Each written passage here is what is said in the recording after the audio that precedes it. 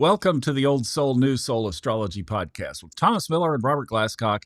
And I've done a lot of work on myself in this area that we're going to talk about in today's episode. I have narrated a bunch of audiobooks on this topic. I have another podcast called Subconscious Mind Mastery that has a bunch of episodes on this topic. But I have never heard what you're about to hear and what we are about to hear. And it has some connections to astrology. So, Robert, I think I've greased the wheel pretty well there. Why don't you take it and tell us what you have to talk about related to manifesting? This goes back to when I began in 1965. And when we're talking about manifestation, we're getting to the heart of a person's approach to astrology. Many, if not most clients who come to astrology say, "What is going to happen to me?" As if they are passive participants in life. And this horoscope and the transits and the solar arcs of the planets are going to tell them what is going to happen to them if they just sit there. That is such a passive way to approach astrology, and it's a passive way to live. The other approach, and it dawned on me gradually, was what can I do with this? Here comes this Pluto transit over Venus in my 10th house of career. So you have two approaches.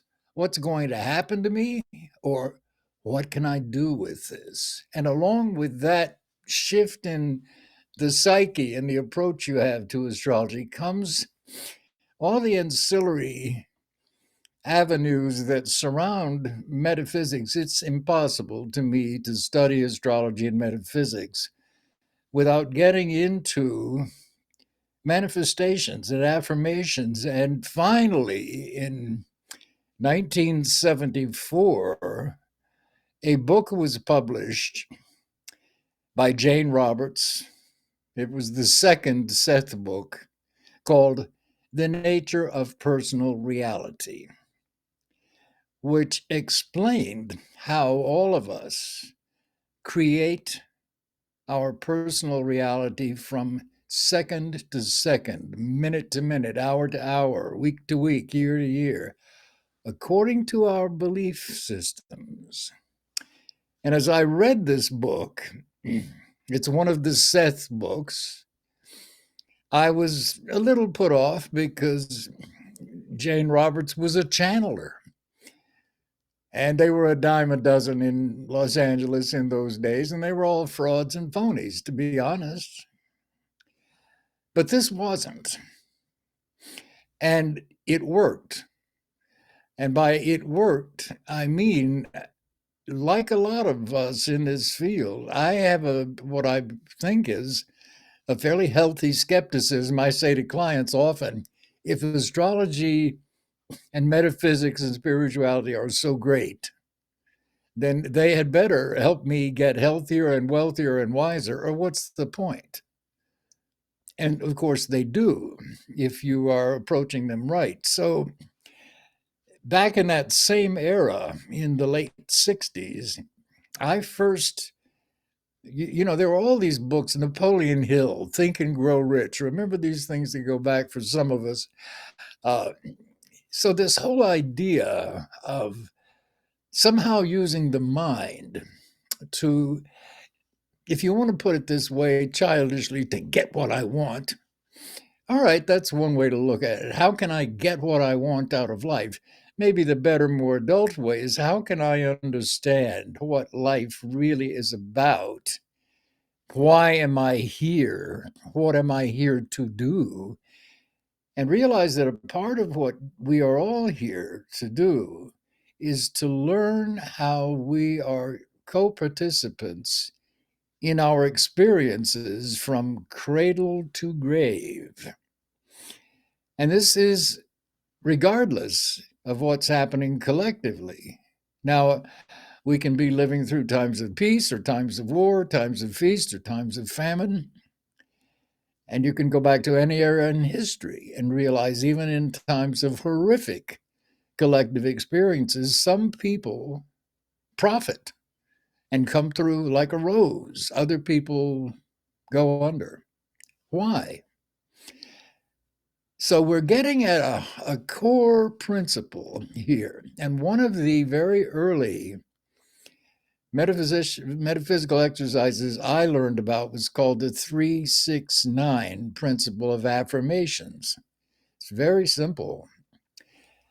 Write down 3 affirmations that you want in your life. These can be anything. I would like to make X amount of dollars a year and give X percentage of those dollars to a worthy organization, a charitable organization. I would like to have perfect health, perfect weight. It could be another one. I would like to be the best astrologer I can be, or the best what. So whatever these affirmations are that you want, and some people it's an affirmation for love. I would like to have the ideal life mate.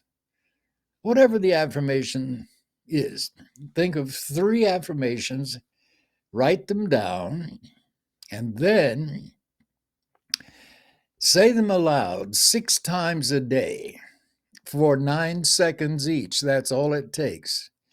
So these don't have to be long, elaborate affirmations. In fact, the more you distill them, the better.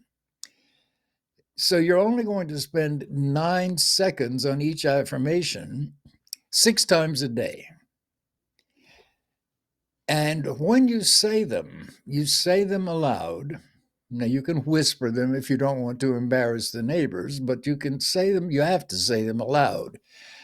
The vibratory powers of sound are crucial. So we can go back to ancient times or even to contemporary times. The power of music, for example, to heal. Certain kinds of vibratory rates are absolutely healing. Excuse me. I'm having pollen issues here today. Second of all, the actual vibration of the sound in your head and your body, the resonance of the sound itself as you say the affirmations, is putting them into physical reality. Now they're not just something written down on a piece of paper. They're moving through the ethers on sound waves. So I'm talking about a literal manifestation. 369. 3 affirmations, 6 times a day for 9 seconds each. And watch what happens. Now, you can also integrate astrology with this. Excuse me again. By noting the times of day every day that your natal Venus or your natal Jupiter, those 2 are great planets, are rising or culminating.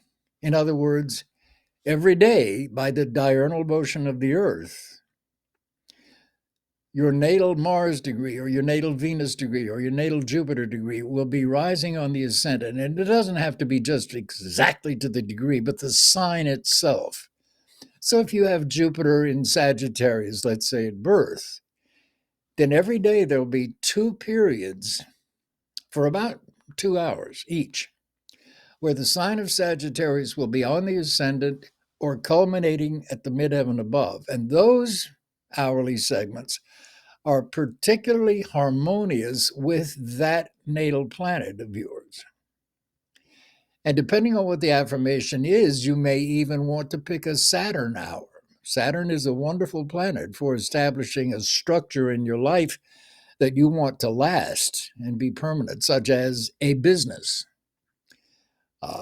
So if you can be aware of the meanings of the planets and the signs, and in your natal chart, usually Venus and Jupiter are the 2 to be aware of. There will be various times in the days where they are particularly heightened, your natal Venus and Jupiter positions, by that sign rising on the ascendant or culminating in the midheaven. And those hours to say these affirmations are particularly strong. So this is the basic principle. Thomas. And one of the things that the SETH material, for example, stresses, the nature of personal reality, is don't obsess on these things. Don't go through life making these affirmations and then looking around every 5 minutes. Is it working? Is it working? Because when you do that, your belief is in it's not working. If you believe that it's working, you say them for 9 seconds, 6 times a day, and you're going about your business, trusting that the procedure will work. But if you're constantly checking to see whether it's working or not, the affirmation underneath all that is doubt. I don't think it's working. You see what I mean? So you've got to be hyper aware of what you're doing here. So I don't know if this begins to help make you realize the power in truly affirming positive affirmations for yourself. The Nature of Personal Reality was the book that introduced this phrase to the public collective consciousness. You create your own reality. I had never quite heard that before, not in that way. But the Seth books put that out there. Other philosophers, including psychologists and psychiatrists like Carl Jung, had said the same thing in principle. But it's a very clear, clean statement. You create your own reality. And that's where that statement came from. And by the way, Jane Roberts' material when she died was willed to the Yale University Library. And one of the uh, professor emeritus says at Yale, I think within a year or two ago, was talking about this material. And he called the Seth material among the most important philosophical works of the 20th century. And I read that and I thought, whoa, I was very impressed with this material when I first encountered it. I had no idea that it was among the most important works of the philosophical works of the 20th century, but I tend to think it is. It gives you back a very conscious sense of your own power and co participation in your life. And the main point of the book is that your point of power is in the present. This is all you have. From the present, you can go back into the past. You can go forward into the future. These books, this book, The Nature of Personal Reality, even shows you how to change your past. Excuse me? I thought the past was over and done with. Not so. Another statement these books make is your past is as open ended as your future. What? So, this material takes us into an incredibly rich domain of thinking and actions because what we're now doing is very consciously participating in living our life as fully and creatively as we possibly can. So that's the gist of this, Thomas. I don't know. I'm sure I know you've had experiences with all of this because you've taught some of it. Well, I've certainly studied it for a long time. I love the concept of this and I love the weaving in with astrology. So let's just hit a couple of fine points here that I'm sure people are maybe asking some questions. Three affirmations. All right, that's easy to understand. You gave us three examples. 6 times per day. It can be any time, right? Absolutely. Okay. And then for 9 seconds each. So if I come up with an affirmation that says, my left knee, bone on bone, resolves in a natural way without surgery. All right. That took about 4 or 5 seconds, I'm guessing. It's Would I okay. would I say it twice? You could. The 9 second rule is kind of actually 369 is a vibratory harmonic that is based on the Trinity. And we have the Holy Trinity in Christianity, for example. The number three is a holy number, the number six is two, and so is the number nine. It doesn't have to be exactly 9 seconds, but it should be. The other thing, too, in these affirmations, you say them in the present as if you already had them. I am grateful that I have perfect health. I am grateful that I have a perfect weight and a perfect diet. I am grateful that I make X amount of dollars a year. I am grateful that I have a life partner who we share great love and great harmony and great equality and are mutually supportive. So you say it in the present as if you, and let yourself feel it, even for the 9 seconds. I am Mm. grateful that I have this. And then A going lot of about your people business. A lot of people, yeah, go about your business. A lot of people like Bob Proctor's affirmation. I am so happy and grateful that and then it just adds a nice little twist to it. All right. So 9 seconds, 6 times per day. And then the astrological twist that you added for us is that let's say that you, for example, you mentioned Jupiter in Sagittarius, mine's at 5 degrees. So every time that 5 degrees Sagittarius on a given day crosses the ascendant and then starts to move up toward the midheaven from the ascendant. And then when it culminates up at the midheaven, those 2 times you can just advance your chart up, mark that time, set your alarm, and boom, right? Then you've got that. So the other question I had on that was, what about the moon? Do you find any times of the moon doing something Sure. that might add Again, to it this? depends on the affirmation. If you're a man and you're looking for a woman in your life, using the moon's hour, as it were, when the natal moon is rising, it can be that adds potency to it. Or when the natal moon is culminating in the sky overhead. Same thing if, say, your mother is ill, moon, a woman. Your sister is ill, a moon, a woman. So again, anything having to do with the moon on an impersonal level rules the public. So if you're making an affirmation about reaching the public in some way through a book or a creative project, but reaching the public, again, the moon hour, and it doesn't have to be exact, but know that the 2 hours every day when your natal moon sign is rising, your whole body, your whole gestalt, mind, body, and spirit will be harmonizing with your natal moon. If you think of the planets, which I do, the planets are inside you at birth. They're like your internal DNA.